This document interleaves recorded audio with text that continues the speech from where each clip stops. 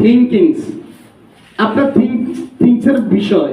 আপনি যদি চিন্তা করেন আমি এই বয়সে ডিএক্সএল এর প্রোডাক্ট ইউজ করে আমি সুস্থ থাকবো, এই যে আমাদের গ্যানোডার্মা ঋষি মাশরুম, এটা প্রতিটি মানুষের প্রয়োজন। গ্যানোডার্মা ঋষি মাশরুম কতজনে খান এখানে? অল্প কয়জন লোকে খান? হাত উঠান তো দেখি, কয়জনে খান? একজন, দুইজন, তিনজন।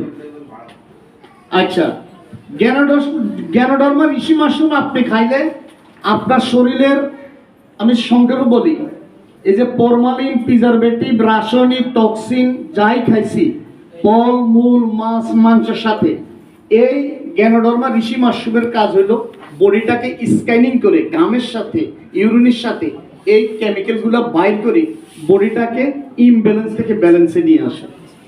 এখন আপনি বলেন বডিটাকে ইমব্যালেন্স থেকে ব্যালেন্সে নিয়ে আসার কোনো মেডিসিন আসেনি? আপনাকে মেডিসিন ফাদার অফ